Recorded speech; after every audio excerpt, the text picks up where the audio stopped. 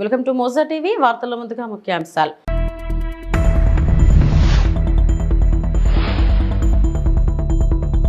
వంద రోజుల పాలనలో మధ్యతరగతి ప్రజలపై ప్రత్యేక దృష్టి సారించాం.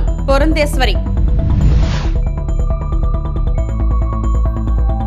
ప్రముఖ దేవాలయాల వద్ద భక్తులకు రిసార్ట్లు. ఏపీ మంత్రి కందుల దుర్గేష్.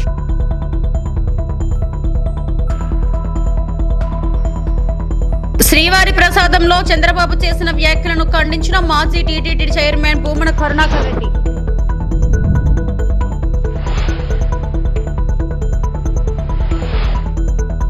రాజమహేంద్రవరం కిసాన్ సమ్మాన్ నిధి కింద రైతులకు కేంద్రం పెట్టుబడి సాయం చేస్తుందని భాజపా ఏపీ అధ్యక్షురాలు పురంధేశ్వరి తెలిపారు. రాష్ట్ర ప్రభుత్వం ఇచ్చిన జాబితా ప్రకారం 3 విడతలుగా 6,000 ఇస్తున్నట్లు చెప్పారు. రాజమహేంద్రవరంలో నిర్వహించిన మీడియా సమావేశంలో ఆమె మాట్లాడారు. టంచనగా అన్నదాతల ఖాతాల్లో 6,000 జమ చేస్తున్నామన్నారు. గడిచిన 5 ఏళ్లలో రైతులకు 3 లక్షల కోట్ల మేర లబ్ధి చేకూరిందని చెప్పారు.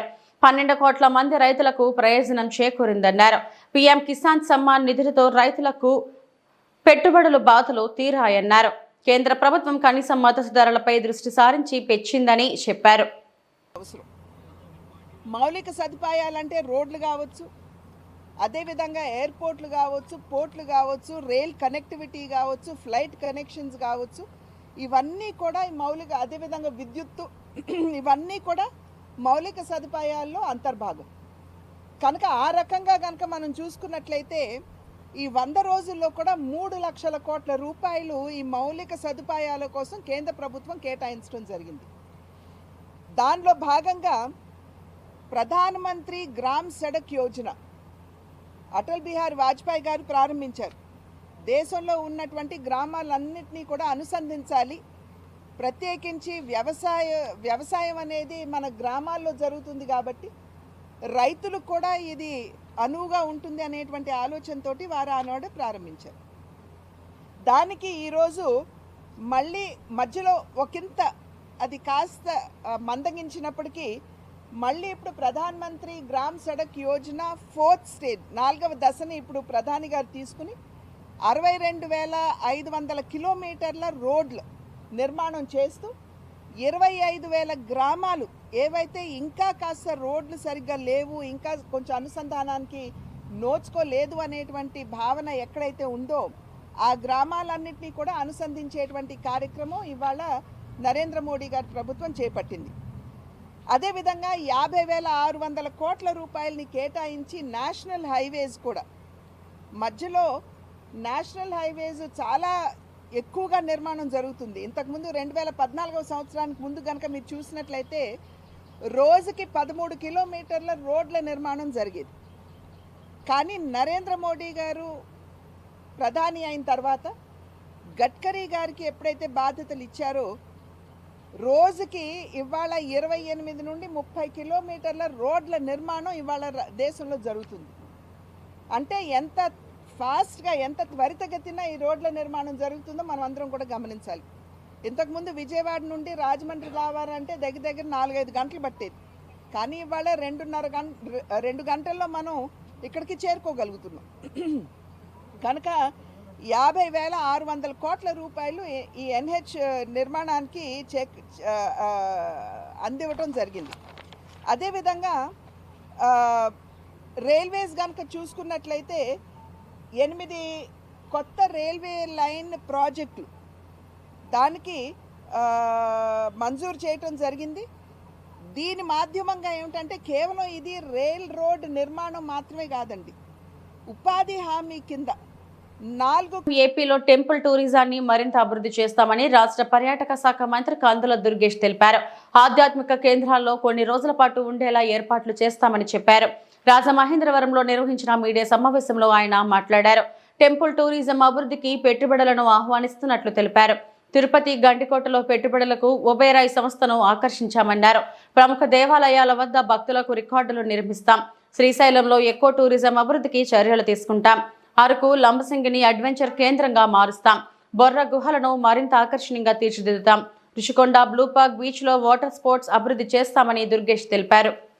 అదేవిధంగా ఒక మెగా టూరిజం ప్రాజెక్ట్ని అమరావతిలో ఏర్పాటు చేసుకోవడానికి మేము అన్ని రకాలుగా కూడా ప్రణాళికలు సిద్ధం చేస్తూ ఉన్నాం. వీటిని అక్టోబర్ 15వ తారీఖు కల్లా కేంద్ర ప్రభుత్వానికి అందించి కేంద్ర ప్రభుత్వం ద్వారా ఆమోదం తీసుకుని వెంటనే పనిలోకి దిగడం జరుగుతుంది. ఇందులో ప్రధానంగా మీకు 4 డెస్టినేషన్స్ మనం ఆంధ్రప్రదేశ్లో ఫైనలైజ్ చేసాం. దీనికి మొత్తంగా 250 కోట్ల రూపాయలు, అంటే ఒక్కొక్క ప్రాజెక్టు 100 కోట్లకి పెంచకుండా ఉండాలి. 250 కోట్ల రూపాయలు కేటాయించడానికి దీనికి ప్రత్యేకమైనటువంటి scheme for special assistance to states for capital investment, సాసి అంటారు దాన్ని. సాసి ద్వారా ఇవ్వడానికి కేంద్ర ప్రభుత్వం ముందుకొచ్చింది. దానికి సంబంధించి 4 డెస్టినేషన్స్ మనం రెడీ చేసాం. ఐకానిక్ టూరిస్ట్ సెంటర్స్, ఒకటి శ్రీశైలం నంద్యాల శ్రీశైలంలో ఉన్నటువంటి టెంపుల్ టూరిజంతో పాటు అక్కడ ఉన్నటువంటి టైగర్ రిజర్వ్, మన పుల్లు రిజర్వ్ ఉంది అది, దాంతోపాటు అక్కడ ఉన్నటువంటి వాటర్ ఫాల్స్ ఇవన్నీ కలుపుకుని ఒక సర్క్యూట్గా తయారు చేసి అదొక ఐకానిక్ టూరిస్ట్ ప్లేస్గా తయారు చేయడానికి ఒక ప్రతిపాదన చేస్తూ ఉన్నాం. దాంతోపాటు అఖండ గోదావరి పేరుతోటి మన ప్రాంతమైనటువంటి ఈ తూర్పుగోదావరి జిల్లా, కాకినాడ జిల్లా, అదేవిధంగా కోనసీమ జిల్లా, దాంతోపాటు పక్కన ఉన్నటువంటి మన పశ్చిమ గోదావరి జిల్లాలో కొన్ని ప్రాంతాలు కలుపుకుని అఖండ గోదావరిగా అదొక ఐకానిక్ టూరిస్ట్ ప్రాంతంగా తయారు చేయడానికి ఈ స్కీమ్ కింద, సాసి స్కీమ్ కింద, దాంతోపాటు సూర్యలంక బీచ్ కారిడార్, బాపట్ల ప్రాంతంలో ఉన్నటువంటి సూర్యలంక బీచ్ కారిడార్ని డెవలప్ చేయడానికి, చాలా అద్భుతమైనటువంటి బీచ్ కారిడార్ ఉన్నటువంటి ప్రాంతం బాపట్లలో సూర్యలంక పేరుతో ఉంది. దాన్ని అభివృద్ధి చేసి అక్కడ రిసార్ట్స్ నిర్మించి దాని ద్వారా ఆ కారిడార్ని కూడా డెవలప్ చేయాలని అదొక 3వది. 4వది సంగమేశ్వరం నంద్యాల జిల్లాలోనే ఉంది ప్రస్తుతం.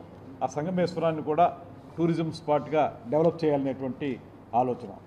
టోటల్ అసిస్టెన్స్ ఈచ్ స్టేట్కి ఈ స్కీమ్, సాసి స్కీమ్ కింద 250 కోట్లు ఇస్తుంది కేంద్ర ప్రభుత్వం. అయితే దీన్ని ఈచ్ ప్రాజెక్టు 100 కోట్లు పెంచకూడదన్నారు. మనం స్పెషల్గా ట్రై చేసి 400 కోట్లు అవుతుంది. దీని ప్రకారం చూస్తే 400 కోట్లని సాధించడానికి మన ముఖ్యమంత్రి గారు, ఉప ముఖ్యమంత్రి గారు, మేము కూడా ప్రయత్నిస్తూ ఉన్నాం. అక్టోబర్ 15 కల్లా మినిస్ట్రీ ఆఫ్ టూరిజం వారికి డిపిఆర్లు ఇచ్చేస్తాం, డీటెయిల్ ప్రాజెక్ట్ రిపోర్ట్లు ఇచ్చి వాటి ద్వారా ఆమోదం తీసుకొస్తాం. వెంటనే కూడా దాన్ని ప్రారంభించడానికి కూడా వారు సిద్ధంగా ఉన్నారు. ఇక్కడ మనం చేస్తున్నది ఏంటంటే, ఇప్పుడు ప్రధానంగా మనం చేస్తున్నటువంటి కార్యక్రమం శ్రీశైలమే తీసుకుంటే, మీరు ఇప్పటి వరకు మనకు ఉన్నది ఏంటంటే, అక్కడికి వెళ్ళటం, బ్రహ్మరాంబ మల్లికార్జున స్వామిని దర్శనం చేసుకోవటం, వీలుంటే ఒక పూట ఆ సత్రాల్లో ఉండటం, తిరిగి వచ్చేయటం. తిరుమల శ్రీవారి ప్రసాదం విషయంలో చంద్రబాబు చేస్తున్న ఆరోపణలను టీటీడీ మాజీ చైర్మన్ భూమన కరుణాకర్ రెడ్డి ఖండించారు. తిరుమల శ్రీవారి ప్రసాదాల గురించి విష ప్రచారం చేస్తే స్వామివారే వారికి శిక్ష విధిస్తారంటూ మాట్లాడారు. తాజాగా భూమన మీడియాతో మాట్లాడుతూ చంద్రబాబు నాయుడు నీచ రాజకీయాలకు ఇది పరాకాష్ట. తిరుమల శ్రీవారి ప్రసాదం గురించి విష ప్రచారం చేస్తే స్వామివారే వారికి శిక్ష విధిస్తారు. కోట్లాది మంది హిందువుల మనోభావాలకు సంబంధించిన అంశంపై ఇలాంటి విష ప్రచారం తగదు. పరమ పవిత్రమైన లడ్డు ప్రసాదం తయారీకి శ్రీ వైష్ణవులు ఎంతో శుద్ధిగా వాటిని తయారు చేస్తారు. లడ్డు ప్రసాదం తయారీకి ప్రత్యేకమైన దిట్టం ఉంది. దాని ప్రకారమే ప్రసాదాలు తయారవుతాయి. వీటిలో ఎవరి జోక్యం ఉండదు అని తెలియజేశారు. వైఎస్ఆర్ కాంగ్రెస్ పార్టీ మీద జగన్మోహన్ రెడ్డి గారి గత ప్రభుత్వం మీద దాడి చేయటానికి స్వామి లడ్డూలో జంతువుల కొవ్వును ఉపయోగించినారు అనేటువంటి ఒక నీచమైనటువంటి ప్రయోగాన్ని నిన్న వాడినారు. ఎంత అనైతికము, ఎంత దుర్మార్గము, ఎంత అపచారము అంటే, ఇంతకంటే అన్యాయమైనటువంటి విషయం మరొకటి లేదు. అక్కడ శ్రీ వైష్ణవులైనటువంటి సద్బ్రాహ్మణుల అమృత హస్తాలతోనే ఆ స్వామి లడ్డు తయారీ కొన్ని వందల సంవత్సరాలుగా, ఆ రకంగా చెప్పాలంటే అన్నప్రసాదాలు అయితే కొన్ని వేల సంవత్సరాలుగా తయారు కాబడుతున్నాయి. దానికి సంబంధించినటువంటి దిట్టం ఇవన్నీ కూడా పాలక మండళ్ళు నిర్ణయించేటువంటి విషయం కాదు, అధికారులు నిర్ణయించేటువంటి విషయం కాదు. ఇది తరతరాలుగా సాంప్రదాయబద్ధంగా నాణ్యమైనటువంటి పదార్థాలతో అవి తయారు కావాలనేటువంటి నిర్ణయము ఉన్నది, దాన్ని అమలుపరిచేటువంటి సిస్టము ఉన్నది. దానికి తోడు పోర్టులో పనిచేసేటువంటి వాళ్ళు అలాంటిదేదైనా జరిగితే తీవ్రమైనటువంటి అభ్యంతరం పెట్టేటువంటి అవకాశం ఉన్నది, వాళ్లకు ఆ హక్కు కూడా ఉన్నది.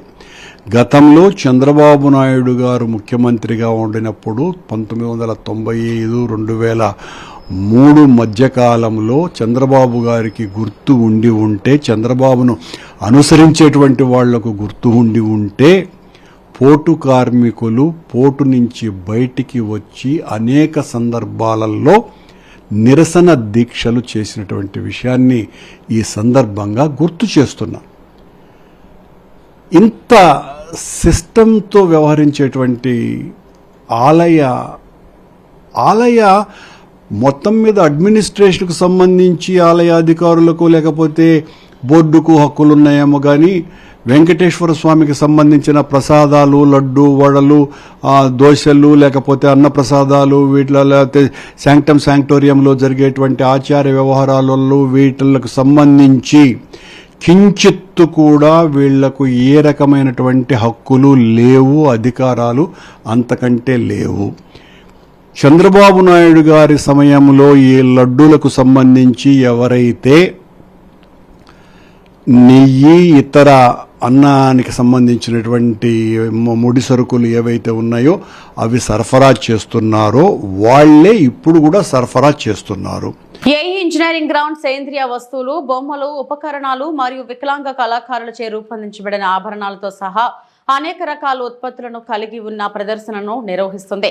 ఈవెంట్ ప్రారంభోత్సవం దివ్య కళా మేళా గురువారం గవర్నర్ అబ్దుల్ నజీర్ మరియు కేంద్ర మంత్రి వీరేంద్ర కుమార్ చేతుల మీదుగా జరగనుంది. ఇది ఆంధ్రప్రదేశ్లో దివ్య కళా మేళా ప్రారంభం ఎడిషన్ను సూచిస్తుంది. విశాఖపట్నంలో జరిగే ఈ కార్యక్రమం రాష్ట్రంలోని తొలిసారిగా నిర్వహించబడుతుంది మరియు 100 స్టాల్స్ను ఏర్పాటు చేయడం ద్వారా 20 వివిధ రాష్ట్రాల నుండి పాల్గొనే వారి ప్రతిభను ప్రదర్శిస్తుంది. జిల్లా అధికారులు పాల్గొనే కళాకారులకు కాంప్లిమెంటరీ వసతి మరియు ప్రయాణ ఏర్పాట్లు అందిస్తారు. వికలాంగ కళాకారుల సాంస్కృతిక ప్రదర్శనల అనంతరం జాతర ముగింపు వేడుకలను సెప్టెంబర్ 29న నిర్వహించనున్నట్లు జిల్లా కలెక్టర్ విశాఖపట్నం ఎం హరేంద్ర ప్రసాద్ ధృవీకరించారు. డిఫరెంట్ స్టేట్స్లో కండక్ట్ చేయడం జరుగుతుంది. విశాఖపట్నంలో రేపటి నుంచి అంటే 19వ తారీఖు నుంచి 29వ తారీఖు దాకా 11 రోజులు ఈ ఫెస్టివల్ అంటే దివ్యాంగజన్ మేళా అనేది చేపట్టడం జరుగుతుంది. దీంట్లో వివిధ యాక్టివిటీస్ మనము కండక్ట్ చేయడం జరుగుతుంది. ఈ మేళాలో కల్చరల్ యాక్టివిటీస్ ఉంటాయి. అదేవిధంగా దివ్యాంగజన్స్ ఒక స్టాల్స్ ఉంటాయి. దాదాపు 70 నుంచి 100 దాకా స్టాల్స్ ఉంటాయి. దాదాపు 20 రాష్ట్రాల నుంచి దివ్యాంగజన్స్ సంబంధించిన ఆర్టిస్ట్, స్కల్ప్టర్స్, వివిధ క్రాఫ్ట్స్మెన్ స్టాల్స్ ఏర్పాటు చేయబోతున్నారు. ఆ స్టాల్స్లో వాళ్ళొక ఐటమ్స్ని డిస్ప్లే చేయడం, సేల్ చేయడం జరుగుతుంది. అంతేకాకుండా ఫుడ్ స్టాల్స్ ఉంటాయి, కిడ్స్ ప్లే ఏరియా ఉంటాయి, ఈవినింగ్ కల్చరల్స్ ఈవెంట్ కూడా జరుగుతుంది. దీని ద్వారా దివ్యాంగజన్స్ మేలు జరిగే విధంగా ministry of social justice and empowerment ఈ దివ్య కళా మేళాలు అనేది ఏర్పాటు చేయడం జరిగింది. ఇది 19వ 19th Divya Kala Mela in the series of Divya Kala Mela మనము వివిధ రాష్ట్రంలో కండక్ట్ చేస్తున్నాము. దాంట్లో 19వది మనము విశాఖపట్నంలో జరుపుకుంటున్నాము. దీంట్లో విశాఖపట్నం ప్రజలు అందరూ కూడా తప్పనిసరిగా పాల్గొనాలి.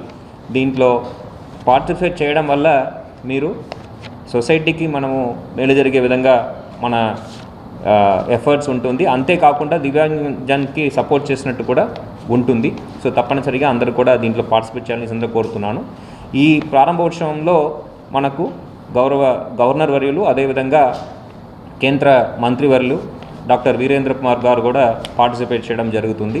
సో దీని ద్వారా పత్రిక సోదరుల ద్వారా అందరికీ తెలియజేయడం ఏంటంటే విశాఖపట్నం ప్రజలందరూ కూడా యంగ్స్టర్స్ కావచ్చు, కిడ్స్ కావచ్చు, ఇంకా అడల్ట్స్ కావచ్చు, ఎవరైనా ఈ exhibition cum sale cum cultural ఫెస్టివల్లో పార్టిసిపేట్ చేయాలని ఈ సందర్భంగా అందరినీ కోరుతున్నాను. Thank you. ఏలూరు ప్రజలకు జవాబుదారీగా పనిచేసేందుకు సిద్ధంగా ఉన్నామని ఆంధ్రప్రదేశ్ డీజీపీ ద్వారకా తిరుమలరావు తెలిపారు.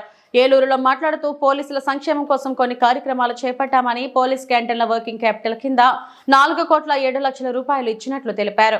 క్రైమ్ ఎలా జరుగుతుంది, వాటి తీరుతెన్ను డిటెక్షన్ ఎట్లా ఉంది, కన్వెన్షనల్ క్రైమ్ అయినటువంటి ప్రాపర్టీ క్రైమ్ ఎట్లా ఉంది, అయితే మర్డర్స్, మహిళలపైన జరుగుతున్న నేరాలు అయితేనేమి, ఎస్సీ ఎస్టీలపై జరుగుతున్నటువంటి నేరాలు అయితే అన్నీ కూడా సమీక్షించడం, అదేవిధంగా సైబర్ క్రైమ్ యొక్క తీరుతెన్ను ఎలా ఉంది, సైబర్ ఫ్రాడ్స్ అవి జరుగుతూ ఉన్నాయి, అది ఎట్లా ఉంది అనే విషయం అయితేనేమి, దాంతోపాటు శాంతి భద్రతలకు సంబంధించిన విషయాలు, లా అండ్ ఆర్డర్ ఇష్యూస్ ఏం జరుగుతున్నాయి అని అన్నీ కూడా రివ్యూ చేయడం జరిగింది.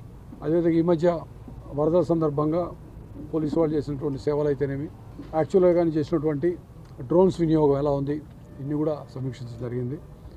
సైబర్ క్రైమ్ పెరుగుతున్నమాట వాస్తవం. కాబట్టి మనం ప్రతి జిల్లాలో సైబర్ క్రైమ్ పోలీస్ స్టేషన్ పెట్టుకొని, ముఖ్యంగా ఏంటంటే మిగతా ఏర్పాట్లు కూడా కరెక్టే, కానీ సైబర్ క్రైమ్ విషయంలో prevention is better than cure అనేది తెస్తుంది. అంటే దాన్ని జరగకూడనే ఆపుకోవాలి. సో దాని పట్ల ఎక్కువ అవగాహన కార్యక్రమాలు పెట్టాలి. మనం ఇంకా రోడ్ యాక్సిడెంట్లు అయితే గోల్డెన్ అవర్లో చెప్తే కనుక మనం ప్రాణాలని కాపాడుతామని చెప్తాము. అదేవిధంగా సైబర్ క్రైమ్ విషయంలో ఆ విధంగా కాపాడాల్సిన అవసరం ఉంది. కాబట్టి సైబర్ క్రైమ్ విషయాల పట్ల అవగాహన కార్యక్రమాలు విస్తృతంగా ప్రజల్లోకి అయ్యేట్టుగా తెలియజేయటం, అదేవిధంగా సైబర్ క్రైమ్ పోలీస్ స్టేషన్ ఏర్పాటు చేయాలని చెప్పి అడిగినప్పుడు సీఎం గారు స్పందించి ప్రతి జిల్లాలో సైబర్ క్రైమ్ పోలీస్ స్టేషన్ పెడతాము, మీరు ప్రపోజల్ పెట్టుకోండి అని చెప్పారు. దాని ప్రపోజల్ పంపించాం. వైద్యం కోసం వస్తే లైంగిక వేధింపులు. పిల్లలు పుట్టాలంటే నీ భర్తతో కాదు, నా ఫ్రెండ్స్తో గడుపు. 3 నెలల్లో పిల్లలు పుడతారని లైంగిక వేధింపు. పేషెంట్తో చిల్లర వేషాలు వేస్తున్న new life hospital RMP doctor Sameer. Nagar Kurnool జిల్లా కేంద్రంలో దారుణం చోటు చేసుకుంది. జ్వరం వచ్చిందని ఒక మహిళ నాగర్ కర్నూలులోని న్యూ లైఫ్ హాస్పిటల్కి వెళ్ళగా అక్కడ డాక్టర్గా చలామణి అవుతున్న ఆర్ఎంపీ సమీర్ ఆ అమ్మాయితో మాట్లాడుతూ జ్వరం గురించి తర్వాత మాట్లాడదాం, నీకు ఎంతమంది పిల్లలు అని అడగగా సదరు అమ్మాయి నాకు ఇంకా పిల్లలు కాలేదండి, 7 సంవత్సరాలు అయింది పెళ్ళయ్యని చెప్పింది. ఈ మాటలకు సమీర్ నీ భర్త వల్ల నీకు పిల్లలు కారు, కానీ నీకు పిల్లలు కావాలంటే నేను 3 నెలల్లో నీకు పిల్లలు అయ్యేలా చేస్తాను అన్నాడు అని మహిళ తెలిపింది. ఎలా 3 నెలల్లో పిల్లలు అయ్యేలా చేస్తారు, మీరేమైనా IUF చేస్తారా అని మహిళ అడగగా లక్షల్లో ఖర్చు అవుతుంది, నీకెందుకు అన్ని డబ్బులు వృధా అని నా ఫ్రెండ్స్ ఉంటారు, వాళ్లతో నువ్వు ఎంజాయ్ చేయి, నీకు ఖచ్చితంగా 3 నెలల్లో పిల్లలు పుడతారని మహిళ ప్రైవేట్ పార్ట్స్ టచ్ చేస్తూ ఈ విషయాలు చెప్పగా అతని మాటలు విన్న ఆమె తల్లి కోపంతో అతనిపై దుర్భాషలాడగా వారి మాటలకు భయపడ్డ ఆర్ఎంపీ మరొక ద్వారం నుండి హాస్పిటల్ నుంచి పారిపోయాడు.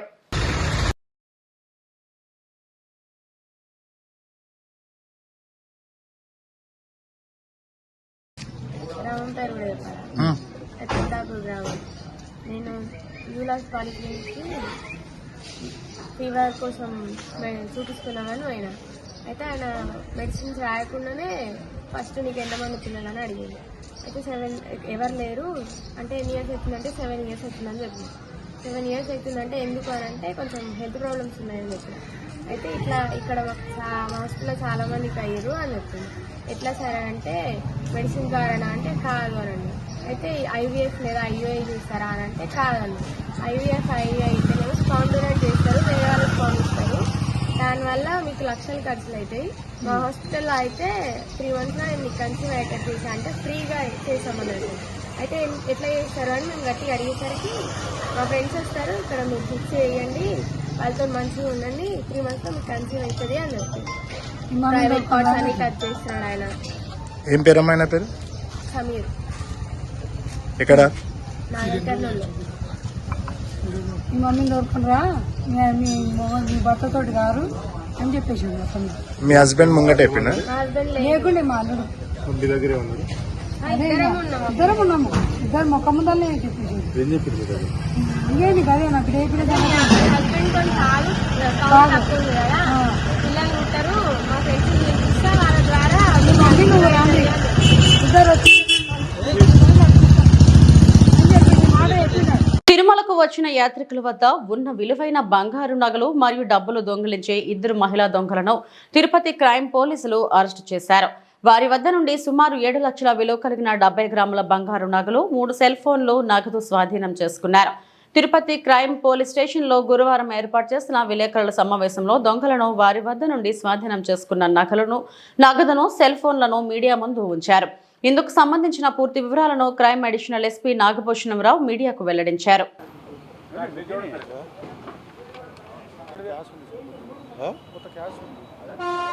క్యాష్ కూడా పెట్టండి, చెప్పాలేమన్నా మీరు క్రైమ్ వాళ్ళు సార్లే వెనకాల పెట్టాలా, వెనకాల కనబడాలనే సరిపోతే బాబా వెనకాల నిలబడి. జిల్లా ఎస్పీ శ్రీ మన సుబ్బరాయుడు సార్ గారు మాకంతా ఇన్స్ట్రక్షన్ ఇచ్చినాడు. బ్రహ్మోత్సవాలు జరుగుతున్నాయి, ఈ బ్యాగ్ లిఫ్టింగ్, స్నాచింగ్స్ ఇవి జరుగుతాయి, దీని మీద బాగా నిఘా పెట్టండి అని మాకు ఆదేశాలు ఇస్తే మేము మన క్రైమ్ డిఎస్పీ రమణ కుమార్కి, సిఐ అబ్బన్నకు, మా ఐడి పార్టీకి వాళ్ళకంతా ఆదేశాలు ఇచ్చి బ్రహ్మోత్సవాల సందర్భంగా మరియు ఈ వెంకటగిరి జాతర సందర్భంగా ఎవరెవరు వస్తున్నారు, ఎవరెవరు పోతున్నారు కొద్దిగా నిఘా పెట్టి చేయమని ఆదేశాలు ఇచ్చాను. మా ఐడి పార్టీ వాళ్ళు ఈరోజు తెల్లవారుజామున 5:30 గంటలకు మన శ్రీనివాసం దగ్గర మామూలు ఈ ఇద్దరు ఆడవాళ్ళని గుర్తు తెలియని ఆడవాళ్ళని పట్టుకుంటే వాళ్ళు పాత అఫెండర్సే. వాళ్ళ పేర్లు వచ్చేసి భాగవతి శారద, 2 ఆర్ ప్రియా. వీళ్ళు వచ్చేసి రామనాథపురము తిరుచి జిల్లా తమిళనాడు. వీళ్ళ కులం వచ్చేసి కట్టు నాయకర్. వీళ్ళకి వచ్చేసి మన తిరుమలలోన కూడా కేసులు ఉన్నాయి, ఇంతకుముందు పాత కేసులు కూడా ఉన్నాయి. ఇప్పుడు తిరుమల కేసులు 2, మన తిరుపతి క్రైమ్ కేసు 1, సుమారు 6 లక్షల విలువ గల 70 గ్రాముల బంగారు మరియు 3 సెల్ ఫోన్లు, ఒక 6,500 రూపాయలు రికవర్ చేయబడినది. దీని సిబ్బందికి వచ్చేసి ఎస్పీ మన ఆదేశాల మేరకు వీళ్ళకు రివార్డు కూడా ఇవ్వమని చెప్పారు.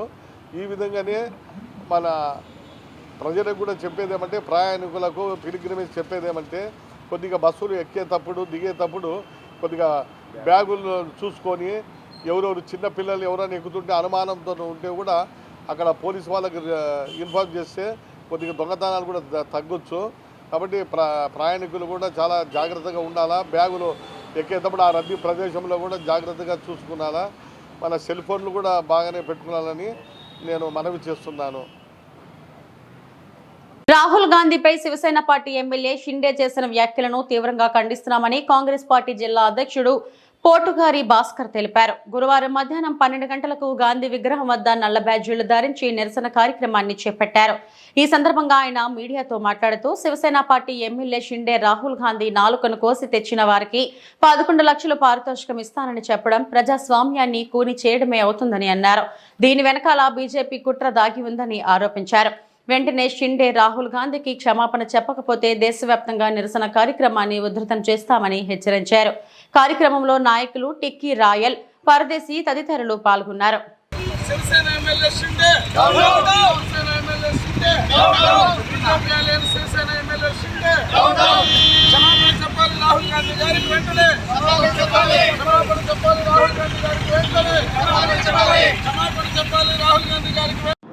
ఈరోజు ఇక్కడ చిత్తూరు నగరంలో చిత్తూరు జిల్లా కాంగ్రెస్ పార్టీ ఆధ్వర్యంలో నిరసన తెలియజేయడానికి కారణం ఏమంటే, మహారాష్ట్రలో శివసేన షిండే వర్గానికి చెందిన ఒక ఎమ్మెల్యే రాహుల్ గాంధీ గారిని నాలుక కోసి తెచ్చిన వాళ్ళకి 11 లక్షల రూపాయలు పారితోషికం ఇస్తానని చెప్పి తీవ్రమైన పదజాలం వాడాడు. అతని వెనక ఉన్న బీజేపీ షిండే వర్గ శివసేనకి ఇద్దరికి కూడా హెచ్చరిస్తా చెప్తా ఉన్నాం. వాళ్ళు రాహుల్ గాంధీ గారి మాట్లాడే విధానాన్ని, పార్లమెంట్లో ఆయన లేవనెత్తుతున్న సమస్యల్ని, ఆయన మాట్లాడుతున్న వీళ్ళని తట్టుకోలేకుండా ఆయన మాట్లాడుతున్న విధానాన్ని వీళ్ళు తట్టుకోలేక, ఆయనకు సమాధానం చెప్పలేక, దేశ ప్రజల కోసం ఆయన పోరాడుతున్న విధానం వీళ్ళకి నచ్చలేక వెనక భారతీయ జనతా పార్టీ ఉంది. శివసేన పార్టీనే కాదు, ఈ భారతీయ జనతా పార్టీ ఉద్దేశం ఏంటంటే ప్రజాస్వామ్యాన్ని మళ్ళీ రాజ్యాంగాన్ని తిరగరాయాలనేటువంటి ధోరణితోనే వారు ఇలాంటి వ్యాఖ్యలు ఇలాంటివన్నీ కూడా ప్రోత్సహిస్తూ ఉన్నారు. వారితో అంటగాగేటువంటి మన రాష్ట్రంలో ఇటు తెలుగుదేశం పార్టీ అయితేనేమి, జనసేన పార్టీ అయితేనేమి, వీరు కూడా ముఖ్యంగా వారి విధి విధానాలను వ్యతిరేకించాలి. అంటే మీరు అలయన్స్లో ఉన్నంత మాత్రాన ప్రజాస్వామ్యాన్ని కూని చేసే విధంగా బీజేపీ ప్రభుత్వం వ్యవహరిస్తూ ఉంటే మీరు ప్రశ్నించలేరా? ఇదేనా మీరు మిమ్మల్ని ఎన్నుకున్నటువంటి ప్రజలకు ఇచ్చేటువంటి భరోసా? ప్రజాస్వామ్యం కూని అవుతూ ఉంటే మీరు పొత్తుల ప్రభుత్వంతో ఎంజాయ్ చేస్తూ ఉన్నారా? తెలుగుదేశం జనసేన ప్రభుత్వం అలయన్స్ పార్టీలకు నేను సూటిగా ప్రశ్నిస్తూ ఉన్నాను. మీరు కానీ ఇదే ధోరణి బీజేపీ కొనసాగిస్తూ ఉంటే, ప్రశ్నించలేకపోతే మిమ్మల్ని ఎన్నుకున్నటువంటి ప్రజలు మిమ్మల్ని చీత్కరించి మిమ్మల్ని కూడా ఇంటికి పంపి సాగనంపే రోజులు దగ్గర పడ్డాయనేసి గుర్తు చేస్తూ ఉన్నాం కాంగ్రెస్ పార్టీ తరఫున. అంటే రాహుల్ గాంధీ గారు ప్రేమపూర్వకమైనటువంటి భారతదేశానికి ప్రియమైనటువంటి నాయకుడు. పేద ప్రజలు ఆయన్ని కోరుకునేవాళ్ళు. ముమ్మాటికి కాంగ్రెస్ పార్టీ అంటే పేదల పార్టీ. ఇప్పుడున్నటువంటి ఈ బీజేపీ ప్రభుత్వం ధనికులను అత్యంత ధనికులను చేసే దాంట్లో తలమునకలైంది. తద్వారా వారి నుంచి మళ్ళీ ఈ పార్టీని కాపాడుకునే పనిలో వాళ్ళు ఉన్నారు. పారిశ్రామికవేత్తలను ప్రోత్సహిస్తూ ఉన్నారు, బడా పారిశ్రామికవేత్తలను. ఈ విధంగా మన పేద ప్రజలను పట్టించుకునే పాపాన పోలేదు. పైగా వారు ఏం చేసినా చెల్లాలనే విధంగా ఇప్పుడు కొన్ని అన్నమయ్య జిల్లా చిట్వేలి మండలం ఏనగొల్లపల్లి గ్రామంలో గంజాయి సాగు జరుపుతున్న వ్యక్తిని అన్నమయ్య జిల్లా ఎస్పీ ఆదేశాల మేరకు రాజంపేట ఎస్డిపిఓ మరియు రైల్వే కోడూరు సిఐ తమ సిబ్బందితో అప్రమత్తంగా ఉన్నారు. సెర్చ్ పరేషన్ నిర్వహించారు. అందులో భాగంగా గొల్లపల్లి గ్రామం మలుపు వద్ద ఒక వ్యక్తి తన చేతిలో తెల్లటి సంచితో నిలబడి ఉండి పోలీసు వారు రాకను చూసి పారిపోతుండగా అతనిని పట్టుకొని పోలీస్ సిబ్బంది ఆ సంచిలో ఏముందని చూపమని అడగ్గా అందులో గంజాయి ప్యాకెట్లు ఉన్నాయి. వాటి విలువ సుమారు 16,250 రూపాయలు ఉంటుంది. దీనిని పంచాయతీ అధికారుల సమక్షంలో స్వాధీనపరచుకోవడం జరిగింది. అలాగే అతని తోట పక్కన దాచి ఉన్న గంజాయి మొక్కలను ప్రభుత్వం స్వాధీనం పరచుకోవడం జరిగింది. ఈ వ్యక్తిని అరెస్టు చేశారు. గొల్లపల్లి క్రాస్ దగ్గర ఒక అనుమానాస్పదంగా తన చేతిలో కవర్లు పెట్టుకుని ఉన్న వ్యక్తిని గుర్తించి అతని దగ్గర సోదా చేయగా సుమారుగా ఒక 10 ప్యాకెట్లు గంజాయి ప్యాకెట్లు దొరకడం జరిగింది. అతన్ని విచారణ చేస్తే అతని ఊరు నగిరిపాడు గొల్లపల్లి అని, తన పేరు గంధం ప్రసాద్ అని చెప్పి తెలియజేయడం జరిగింది. ఆ ప్యాకెట్స్లో వెరిఫై చేయగా సుమారు ఒక్కోటి 15 గ్రాముల దాకా ఉన్నాయి. వీటిని ఏం చేస్తున్నామంటే అతను ఒక పొట్లాన్ని 200 రూపాయలకు అమ్మడం జరుగుతూ ఉంది. మరియు ఇది ఎక్కడి నుంచి వస్తుందని చెప్పి అతన్ని ప్రశ్నిస్తే అతను తనకున్నటువంటి ఒక మామిడి తోట పొలం, ఒక 32 సెంట్ల పొలం ఉంది తన ఊర్లోనే. ఆ పొలంలో గతంలో 20 సంవత్సరాల నుంచి ఇతనికి గంజాయిని సేవించేటువంటి అలవాటు ఉంది. అతను ఆ దాంట్లోనే కొన్ని మొక్కలు వేసుకొని పెంపకం చేస్తూ తాగేవాడు. తర్వాత క్రమేణా సుమారు 1 సంవత్సరాల నుంచి దీన్ని మళ్ళీ అమ్మకానికి కూడా అతను బయట ఎండబెట్టి ప్యాకింగ్ చేసి మరి బయట యువకులకు అమ్మడం జరుగుతూ ఉంది. బయట నుంచి కూడా చాలా మంది యువకులు వచ్చి అతని దగ్గర తీసుకొని పోతా ఉన్నారు. ఈ క్రమంలో అతన్ని అక్కడ ఉన్నటువంటి ఆ తోటలో పెంచినటువంటి మొక్కలను, అతని దగ్గర ఉన్నటువంటి ప్యాకెట్స్ను అన్ని సుమారుగా అన్నింటినీ డిప్యూటీ ఎంఆర్ఓ గారి సమక్షంలో సీజ్ చేయడం జరిగింది. సుమారుగా 650 గ్రాముల గంజాయి క్వాంటిటీ మనకు అతని దగ్గర లభ్యమైంది. అతన్ని ఈరోజు రిమాండ్కి పంపిస్తా ఉన్నాం. మరియు అతని దగ్గర తీసుకొని పోయినటువంటి యువకులను కూడా కొంతమందిని గుర్తించి వాళ్ళ పేరెంట్స్ని కూడా పిలిపించి గట్టిగా కౌన్సిలింగ్ చేయడం జరిగింది. వాళ్ళను కూడా మా ఎస్పీ సార్ యొక్క ఆదేశాల మేరకు డిఅడిక్షన్ సెంటర్ కూడా వాళ్ళని పంపించడం జరుగుతూ ఉంది. వాళ్ళే కాకుండా ఇంకా కొంతమంది యువకులను కూడా గుర్తించడం జరిగింది. అందరినీ కూడా ఖచ్చితంగా తీసుకొచ్చి వాళ్ళకు తగిన కౌన్సిలింగ్ ఇవ్వడం అనేది జరుగుతుంది. కాబట్టి ముఖ్యంగా తల్లిదండ్రులు అందరూ తెలియజేసేది ఏమంటే ఇది ఒక పెద్ద చెడు అలవాటు. కానీ మీ పిల్లలు ఏం చేస్తున్నారు, ఎక్కడికి పోతున్నారు అనేది ఒకసారి గమనించి దీని మీద జాగ్రత్తలు తీసుకుంటే తప్ప వాళ్ళు ఒక నేర వృత్తిలోకి జారిపోయే ప్రమాదం ఉంది. కాబట్టి తల్లిదండ్రులందరికీ కూడా పదే పోలీసు శాఖ తరఫున కూడా మేము విజ్ఞప్తి చేస్తా ఉన్నాం ఈ విషయంలో జాగ్రత్తగా ఉండాలని. అలాంటి సమాచారం ఏదన్నా ఉన్నా కూడా మాకు తెలియజేస్తే వాళ్ళ వివరాలు గోప్యంగా ఉంచుతూ ఖచ్చితంగా ఎవరైతే బాధ్యులు ఈ కార్యక్రమాలు చేస్తూ ఉన్నారో వాళ్ళ మీద చర్యలు తీసుకుంటాం. మరియు ఇంకా ముఖ్యంగా ఏమంటే ఇతని యొక్క పొలాన్ని కూడా మేము ఇప్పుడు గవర్నమెంట్ అటాచ్మెంట్ చేయడం కోసం కూడా రెడీ చేయడం అనేది జరుగుతుంది. కాబట్టి ఇలాంటి ఈ పంటలు సాగు చేయడం కానీ ఇలాంటివి చేస్తే. Welcome to VVB9 news. Telangana రాష్ట్ర సిపిఎం అనుబంధ రైతు సంఘం ఈ రోజు నాగార్జున ఎడమ కాలువకు పడిన గండిని పరిశీలించడం జరిగింది. ఈ సందర్భంగా ఖమ్మం జిల్లా రైతు సంఘం అధ్యక్షుడు బొంతు రాంబాబు మాట్లాడుతూ నాగార్జున ఎడమ కాలువ దగ్గర పాలేరుకు వచ్చినటువంటి కాలువకు గండి పడటం వల్ల రైతులకు నీరు అందించే అవకాశం ఉండదు. వర్షాలకు ఎంత అయితే నష్టం జరిగిందో ఇప్పుడు నీళ్లు రాకపోతే పంటలు ఎండిపోయి అంతకంటే ఎక్కువ నష్టం జరిగే అవకాశం ఉంది. కాబట్టి యుద్ధ ప్రాతిపదికన రాత్రింబవళ్లు శ్రమించి ప్రభుత్వం వెంటనే ఈ గండిని పూడ్చి రైతులకు కావాల్సిన నీరును వెంటనే విడుదల చేయాలని తెలంగాణ రాష్ట్ర రైతు సంఘం తరపున కోరారు. రైతులకు ఇప్పటికే జరగరాని నష్టం జరిగింది. ఇప్పుడు సకాలంలో నీళ్లు అందించకపోతే పెట్టిన పెట్టుబడి అంతా కూడా బూడిద పాలు అవుతుంది. కాబట్టి ప్రభుత్వం వెంటనే స్పందించి ఈ యొక్క కాలువను పూడ్చి వెంటనే నీరు అందించే విధంగా ప్రయత్నం చేస్తారని తెలంగాణ రైతు సంఘం తరపున విజ్ఞప్తి చేస్తున్నాం. భారీ వర్షాలకి వరదలకి పడ్డది. దీన్ని నిర్మాణం చేయడంలో ఇప్పటి వరకు ప్రభుత్వం సకాలంలో పూర్తి చేయలేదు. ఇప్పుడు పనులు ప్రారంభమవుతున్నాయి. ఈ రోజు తెలంగాణ రైతు సంఘం బృందం ఇక్కడ వచ్చి పరిశీలించాం. ఈ ఎడమకాలం ఆయకట్టు పరిధిలో ఖమ్మం జిల్లాలో 2.5 లక్షల ఎకరాలు సాగు అవుతా ఉంది. కల్లూరు ప్రాంతం, తల్లాడ, అదేవిధంగా ఏనుకూరు, వానకాల్ బీబీసీ కింద, అదేవిధంగా నేలకొండపల్లి మండలం, ముదిగొండ మండలం, ఈ ప్రాంతంలో అంతా కూడా వేలాది ఎకరాల్లో వరి పంట ఉంది. మొన్న వర్షాలకు అన్ని గళ్ళుబడి పొలాల్లో ఉన్న నీళ్ళన్నీ బయటికి పోయినటువంటి నేపథ్యంలో గత 15 రోజుల నుంచి మళ్ళీ వర్షాలు లేవు కాబట్టి 15 రోజుల నుంచి నీళ్లు ఒక 6 రోజులు అవసరం లేదు. ఇప్పుడు గత వారం రోజుల నుంచి నీళ్లు అవసరం ఉన్నటువంటి నేపథ్యంలో కాలువ నీళ్లు రాక రైతులందరూ కూడా ఎదురు చూస్తున్నటువంటి పరిస్థితి ఉంది. ఈ పనులు కనుక ఇంకొక 10 రోజులు పట్టి నీళ్లు రావడం కనుక లేట్ అయితే దాదాపుగా 1,00,000-1,50,000 ఎకరాల ఆయకట్టు పూర్తిగా ఎండిపోయే ప్రమాదం ఏర్పడదు. అందుకనే యుద్ధ ప్రాతిపదికన రేయింబగులు కష్టపడి ఈ గండిని పూడ్చి నీళ్ళిచ్చి వరదలకు ఎంత నష్టం జరిగిందో దానికంటే 3 రెట్లు ఎక్కువ అదనంగా నష్టం జరిగే ప్రమాదం అనేది పొంచి ఉంది. కాబట్టి ఖమ్మం జిల్లా రైతాంగం నష్టపోయే ప్రమాదం ఉంది. కాబట్టి ప్రభుత్వం బాధ్యత తీసుకుని దీన్ని యుద్ధ ప్రాతిపదికన పూర్తి చేయాలని చెప్పి తెలంగాణ రైతాంగంగా డిమాండ్ చేస్తూ ఉన్నాం. ఈరోజు నాగార్జున సాగర్కి అధిక వర్షాల వల్ల, భారీ వర్షాల వల్ల పడిన గండి ఏదైతే ఉందో ఈ గండిని పరిశీలించడానికి తెలంగాణ రైతు సంఘం ఖమ్మం జిల్లా కమిటీ ఆధ్వర్యంలో ఒక బృందం పర్యటనకి రావడం అనేది జరిగింది. అధికారులు చెప్తున్నారు మేము ఇది 3-4 రోజులలో పూర్తి చేసి నీళ్లు ఇస్తామని. కానీ వాస్తవంగా ఇక్కడ పరిస్థితి చూసుకుంటే ఇంకా వారం రోజుల దాకా ఈ యొక్క పనులు పూర్తి కాని పరిస్థితి కూడా ఉన్నది. దీంట్లో నిర్లక్ష్యం స్పష్టంగా కనిపిస్తుంది. ప్రభుత్వం యొక్క నిర్లక్ష్యం, అదేవిధంగా అధికారుల యొక్క నిర్లక్ష్యం, అట్లాగే మన జిల్లాకు చెందిన 3 మంత్రులు ఎవరైతే ఉన్నారో వాళ్ళ నిర్లక్ష్యం కూడా కనిపిస్తుంది.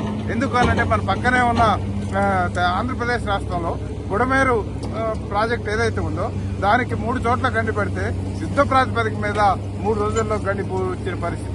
కానీ ఇక్కడ పడిన గండిని మాత్రం ఇప్పటికి 15 రోజులైంది వర్షాలు పోయి ఈ గండిని మాత్రం పూర్చట్లేదు. రెండో వైపు ఇటువైపు కనీసం మంత్రులుగా.